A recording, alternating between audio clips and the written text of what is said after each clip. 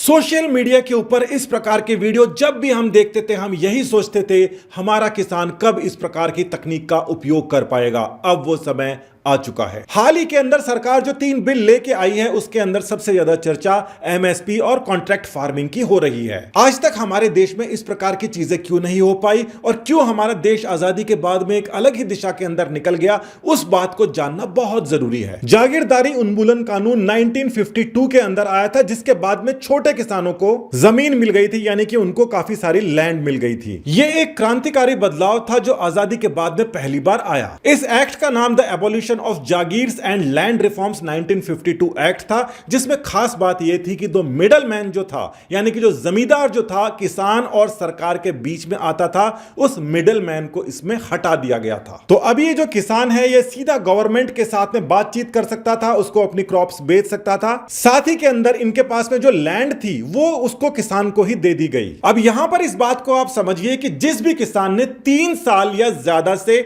जिस भी लैंड के ऊपर वो काम कर रहा था, क्रॉप उगा रहा था, उसको वो लैंड दे दी गई, क्योंकि उस समय यह माना गया कि 3 बार की जो फसल होती है, चाहे 3 फसल हो चाहे 6 फसल हो, उसके अंदर किसान इतनी फसल उगा देता है जितनी उस लैंड की कीमत होती है। यानी कि 1952 के अंदर गवर्नमेंट ने खुद ने माना कि 3 इयर्स अगर किसान उस पर काम करता है तो इतनी क्रॉप्स उगा देता है कि वो जो लैंड है उसकी हो जानी चाहिए। और यह एक ऐसा समय था जब 85% किसान पहली बार जमींदार बना, और जमींदार के पास में बहुत सारा पैसा होता है क्योंकि उसकी जो क्रॉप्स है 1952 के अंदर काफी महंगी बिका करती थी। तो ये जो मिडल मैन था इसको गवर्नमेंट ने हटा दिया, मगर साथ ही के अंदर समय के साथ में एक और मिडल मैन पैदा कर दिया, और इस मिडल मैन का नाम था आड़तिया। तो छोटा किसान जो पहले जमींदार को मिडल मैन मानकर गवर्नमेंट से संवाद करता था, वो अब आड़तिये के थ्रू गवर्नमेंट से संवाद करने लग गया। और घटनाक्रम कुछ इस प्रकार से पलटता है कि जो क्रॉप्स पहले बहुत ही महंगी हुआ करती थी, समय के हिसाब से वो धीरे धीरे बहुत ज्यादा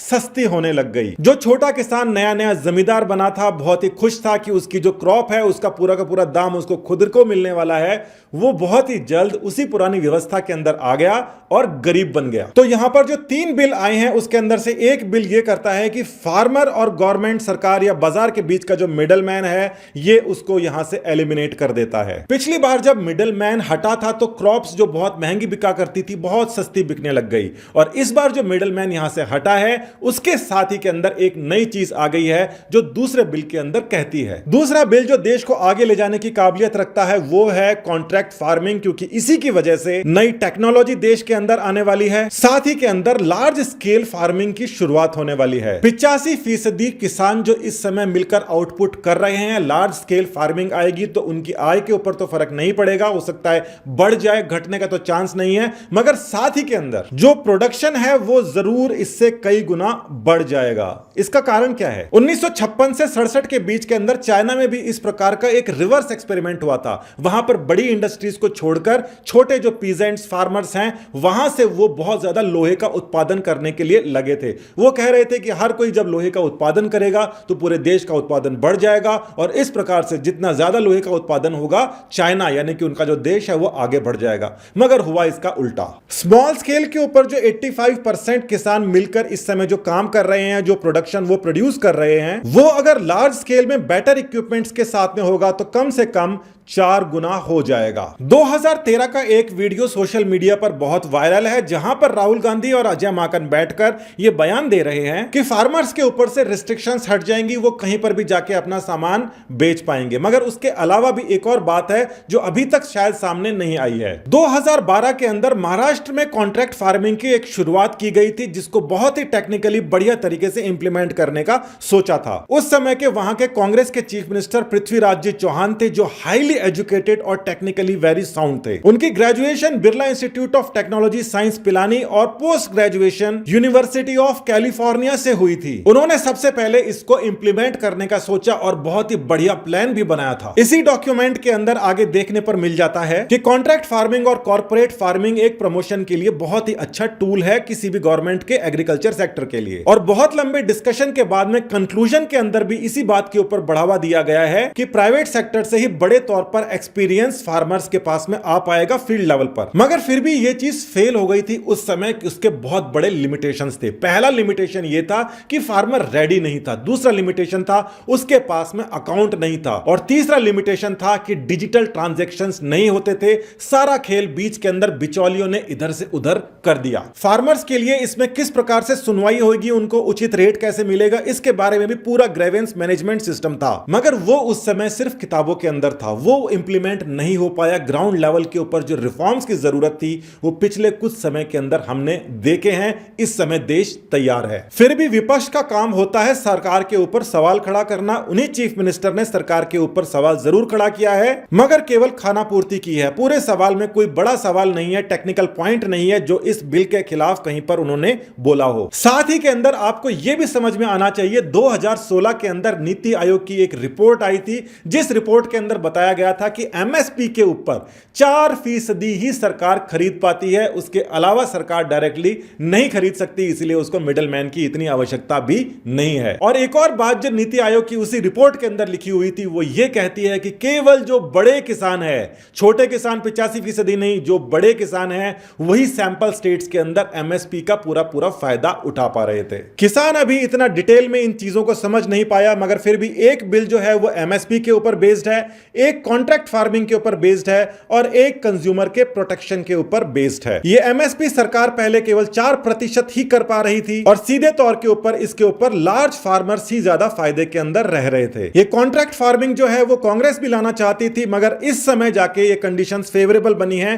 कि ये चीज आ पाएगी। और ये कंज्यूमर प्रोटेक्शन है, ये आपको जान लेना चाहिए कि ये क्या है। देखने में बहुत ही बढ़िया सब्जी जो कि गटर में या नाले के पानी से सिंचाई की गई होगी, क्या आप खाना पसंद करोगे? क्वालिटी कंट्रोल की नहीं, क्वालिटी एश्योरेंस की बात होती है जब कंपनीज उसके अंदर आ जाती हैं। आईएसओ सर्टिफिकेशन की बात होती है, सारा सब कुछ मैनेजमेंट की बात होती है। और क्वालिटी एश्योरेंस का मतलब यह होता है कि एंड प्रोडक्ट ही जो गोभी है वो साफ सुथरी ही नहीं दिखनी चाहिए। उस गोभी को प्रोड्यूस करने के लिए जो खाद, बीज, जो पानी, जितना भी इस्तेमाल किया गया है वो सब एक मिनिमम स्टैंडर्ड का होना चाहिए। जो भी सामान कंज्यूमर खा रहा है, अगर वो कॉन्ट्रैक्ट फार्मिंग के थ्रू उसके पास में आता है, जहां पर बड़ी कंपनीज इन्वॉल्व होती है, तो उनको बहुत ध्यान में रखना पड़ता है क्वालिटी एश्योरेंस का। और कंज्यूमर को अगर कोई चीज बहुत ज्यादा अनावश्यक रूप से महंगी मिलती है तो वो सरकारें बदल देता है, यानी कि सरकार को कंज्यूमर को तो बचाना ही पड़ेगा।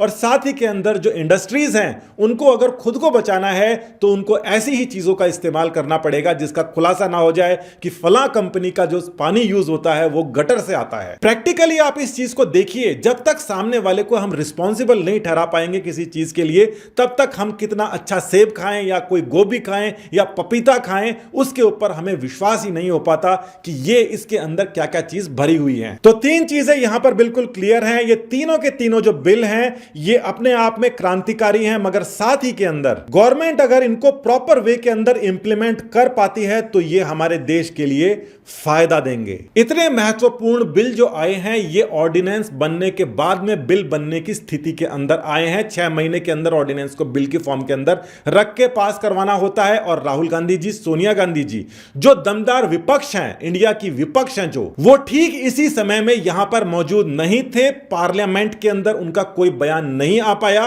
ये लोकतंत्र के लिए बहुत बड़ी हानि है। ये जितनी भी चीजें यहां चल रही हैं इसके अंदर वैलिड पॉइंट्स उठाकर सरकार को और ज्यादा इसको पुख्ता करने के लिए जो विपक्ष की बात होती है वो इस समय तक पूरी नहीं हो पाई। या ये भी हो सकता है कि ये बिल इतना बढ़िया है, इसके ऊपर इतना ज्यादा विश्वास है हमारे विरोधी पार्टीज को भी कि इस समय जो सरकार कर रही है उसको देखते हैं, 5-10 साल देखते हैं कि देश किस दिशा के अंदर जाएगा, उसके बाद ही कुछ वो बोलेंगे। टेक्निकली देखा जाए, पेपर्स के अंदर जो अभी तक देखा जा रहा है, ये बिल बिल्कुल ठीक है और ये बिल्कुल सही समय है किसानों को कॉन्ट्रैक्ट फार्मिंग के लिए इंट्रोड्यूस कराने का। भारत एक समय में टेक्नोलॉजी लीडर था, चाहे युद्ध की टेक्नोलॉजी हो, चाहे फार्मिंग की टेक्नोलॉजी हो, चाहे किसी भी अन्य प्रकार की टेक्नोलॉजी हो, मगर आजादी के बाद में केवल और केवल एग्रीकल्चर के ऊपर मोड़ दिया गया, जबकि दूसरे देशों ने एग्रीकल्चर के बजाय टेक्नोलॉजी को डेवलपमेंट के अंदर उन्होंने अपना समय व्यतीत किया। आज टेक्नोलॉजी इतनी महंगी हो चुकी है कि एग्रीकल्चर से ज्यादा पैसा कमा के देती है, मगर इनको इंप्लीमेंट करने में केवल फार्मर्स का ही नहीं बाकी जनरल पब्लिक का भी हाथ रहेगा,